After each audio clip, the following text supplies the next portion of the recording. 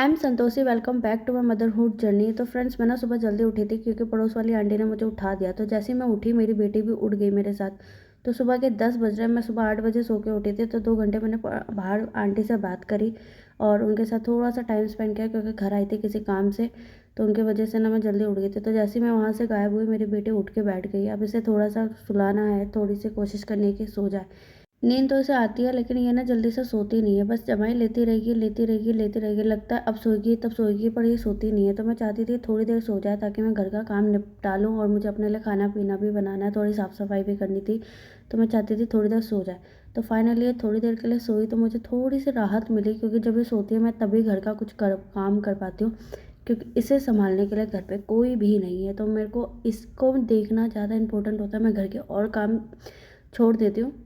जब से मैं माँ बनी हूँ ना, मेरे अंदर इतने चेंजेस आए ना कि मैं खुद को देख के भी हैरान हो गई हूँ कि इतनी जल्दी जल्दी काम मैं कैसे कर लेती हूँ। अब तो मैं भाग भाग के इतनी जल्दी काम निपटाती हूँ ना कि इससे पहले मुझे 2 घंटों लग जाते थे छोटे से काम को करने में, मन नहीं होता था। तो यहाँ पे मेरी बेटी उठ गई, तो इसको मैं थोड़ा सा कंफर्ट दे रहा हूँ क्योंकि ये ना अब थोड़ा सा कंफर्ट मांगती है। जैसे जैसे बड़ी हो रही है ना, तो इसको ज़रूरत होती है कि माँ की या उसके एहसास की, क्योंकि ये सोती नहीं है, नींद टूटती है फिर सोती है। आजकल ना ये ऐसा ही पैटर्न अपना रही है। इसका स्लीप पैटर्न फिर से बदल गया है और ये हमेशा चेंज होता रहता है। तो मैं इसके साथ कंफर्ट होने की कोशिश कर रही हूँ। मेरी लाइफ भी इसके साथ मैनेज हो जाए, पर नहीं हो पाता क्योंकि मेरे को कोई बाहर आ जाता है, घर के बाहर कोई मिलने आता है, तो मुझे उसको देखना होता है, अटेंड करना होता है। तो मेरी नींद बहुत बार टूटती है। एक तो खुद का ख्याल रखना भी बहुत मुश्किल है। लोग कहते हैं कि अकेले आप अपने लिए ये कर लो वो कर लो, भाई नहीं होता। बहुत मुश्किल होता है कि एक बंदा आपको चाहिए जो आपका ख्याल रखे। आप तो किसी और का रख लोगे, पर आपका कौन ख्याल रखेगा। ये चीज़ ना मुझे अकेले रहते रहते महसूस हो गई है कि आप ना अकेले लंबे टाइम तक नहीं रह सकते, आपको किसी ना किसी की ज़रूरत ज़रूर होती है। अब मुझे ऐसा लगता है कि आपके साथ कोई ना कोई होना चाहिए। तो मैं ना लंबे टाइम से अकेले रह रह के ना बोर हो गया। मुझे ऐसा लगता है मेरी लाइफ में कोई ना कोई और होना चाहिए, फैमिली में और होना चाहिए, क्योंकि हस्बैंड है बहुत अच्छे हैं, मैं अकेली रहती हूँ, अपनी बेटी को अकेले ही बड़ा कर रही हूँ। सास ससुर है, मेरे जेठ जेठानी सब है, बहुत बड़ी फैमिली है, पर मैं अकेली रहती हूँ। मेरे घर सभी का आना जाना है, मेरे सास सास ससुर आते हैं, जेठ जेठानी सब आते हैं मुझसे मिलने के लिए, टाइम टू टाइम आते रहते हैं। पर उनका आना गेस्ट की तरह हो जाता है, लेकिन मुझे अभी ऐसा लगता है कि उनको साथ में होना चाहिए। 1 घंटा भी नहीं हुआ कि मेरी बेटी फिर से सो के उठ गई है। मैंने सिर्फ 10 मिनट में बेड शीट लगाई थी, और इतनी जल्दी ना मैंने इससे पहले कभी काम नहीं किया। धीरे धीरे ना मेरी स्पीड बढ़ती जा रही है, मैं स्लो से फास्ट होती जा रही हूँ। इसे ना ऐसी ही आदत पड़ गई है मेरे कंधे पे झूल झूल के सोने की। तो जब मुझे लगता है कि इसको सोना चाहिए, तो मैं ना ज़बरदस्ती इसको ऐसे ही सुलाती हूँ, तो ये सो जाती है। मैंने ये ना आइडिया बहुत पहले फॉलो किया था, तब से मुझे यही चीज़ अपनानी पड़ती है इसको सुलाने के लिए। तो यहाँ पे ना 1 घंटा हो चुका है सुलाते सुलाते, तो ये फाइनली ये सो गई। इसको दूध पिलाया, फिर खिलाया, फिर घुमाया, फिर चली हूँ। इतना तो मैं थक ही जाती हूँ इसको संभालते संभालते। रात की बासी दाल थी यहाँ पे ख़राब हो गई, तो अब मुझे फेंकनी पड़ेगी और सारा किचन सारा सब कुछ फिर से साफ़ करना पड़ेगा। मूड ना पूरा का पूरा ख़राब ही हो गया है चीज़ें देख के कि यार चीज़ें भी ख़राब होती जा रही है। तो यहाँ पे मैं बर्तन धो रही हूँ, मेरे किचन का हाल इतना बेहाल है ना कि आप देख सकते हो, सारी चीज़ें इधर से उधर फैली पड़ी है। स्लैब साफ़ करना है, चीज़ें साफ़ करनी है, छोटी से छोटी चीज़ें भी अपनी जगह नहीं होती है। मैं अकेले ही अपना किचन इतना गंदा कर देती हूँ ना कि मुझे किसी और की ज़रूरत ही नहीं है। तो यहाँ तो शुरुआत करते हूँ मैं गैस साफ़ करने से। तो यहाँ पे मैं गैस को फटाफट साबुन से धो लेती हूँ। जो बर्तन धोने वाला होता है ना, ये स्टील का गैस उसी से साफ़ होता है। जितना जल्दी हो सके उसको फटाफट ख़त्म कर लेते हैं। डेली साफ़ करते रहो ना, आपको दिक्कत नहीं होती। मैं दिन में 3 से 4 बार इसको ऐसे ही साफ़ करती हूँ ताकि ये अच्छे से चमकता रहे। मुझे गंदा ना बिल्कुल भी पसंद नहीं आता।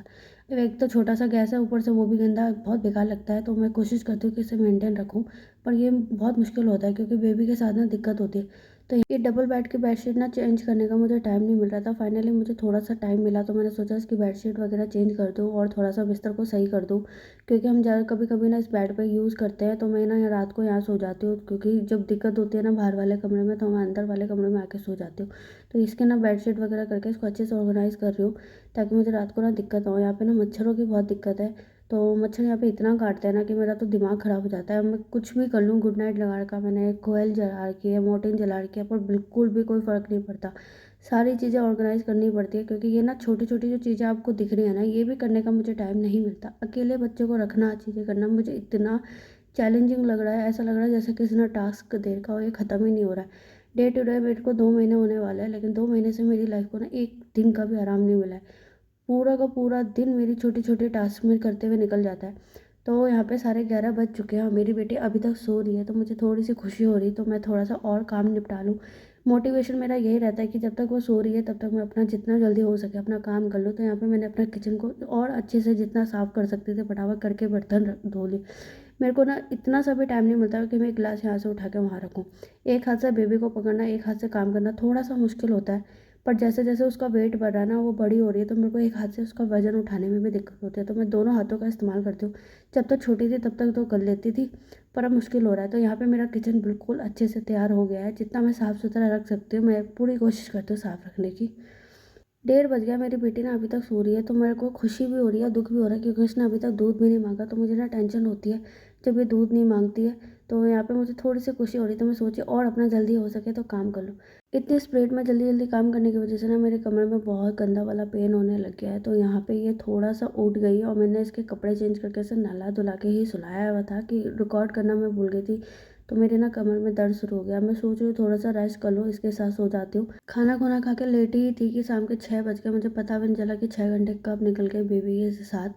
तो जैसे ही मैं सो के उठी तो मेरी सास आई हुई थी, वो कब से दरवाजे की पे बोल रही थी और मुझे पता भी नहीं चला। तो मुझे बहुत बुरा लगा कि वो वेट कर रही थी। तो फिर वो अंदर आई, थोड़ी देर रुका, हमने प्राइवेट में बातें करी, उसके थोड़ा सा टाइम स्पेंड किया। मैंने उसको दूध पिला के थोड़ा सा थोड़ी देर ये लेटी ही थी कि शांत बैठी थी। तो मैंने सोचा फटाफट अपने कपड़े निपटा लो, जो मेरे को ना पर्दे वगैरह धोने थे, बहुत गंदे हो रहे थे। तो बाहर बहुत मच्छर है, तो रैकेट से मैं भगा रही हूँ, कोशिश कर रही हूँ। पैर से इसलिए धो रही हूँ क्योंकि जल्दी धुल जाते हैं और अब तो मैं पैर चलाने लग गई तो मुझे ज़्यादा दिक्कत होती है। तो ये मेरे पर्दे थे जो मुझे धोना बहुत ज़रूरी था।